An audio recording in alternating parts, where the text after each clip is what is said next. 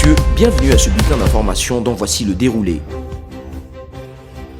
La Cour de cassation a rejeté ce mercredi 28 juillet 2021 le recours déposé par Théodora Obiang. Le fils du président équato-guinéen contestait sa condamnation en France pour détournement de fonds publics dans son pays. Sa défense estimait que la justice française n'avait pas à se prononcer sur des délits commis à l'étranger, mais la Cour de cassation en a décidé autrement.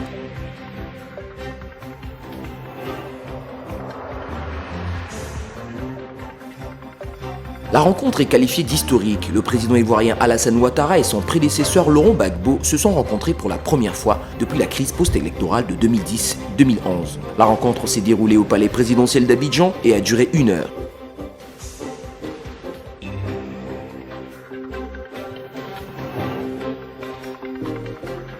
Le président américain a reproché à la Russie de chercher à perturber les élections américaines de mi-mandat prévues en 2022 en répandant la désinformation. Une déclaration qui précède la rencontre ce mercredi 28 juillet entre les numéros 2 de la diplomatie russe et américaine, plus d'un mois après le sommet de Genève entre Joe Biden et Vladimir Poutine.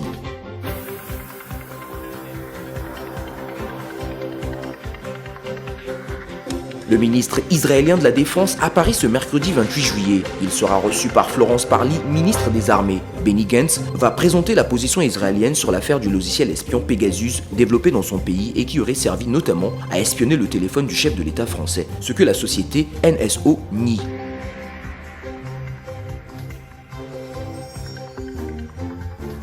Ce mercredi 28 juillet, le nouveau président péruvien Pedro Castillo va prendre ses fonctions à l'occasion du début des cérémonies d'investiture qui vont s'étaler sur 3 jours. Désigné officiellement comme vainqueur de l'élection 6 semaines après le second tour, cet ancien instituteur et syndicaliste, candidat de la gauche radicale et novice en politique, prend les rênes d'un pays en pleine crise politique, économique et sanitaire.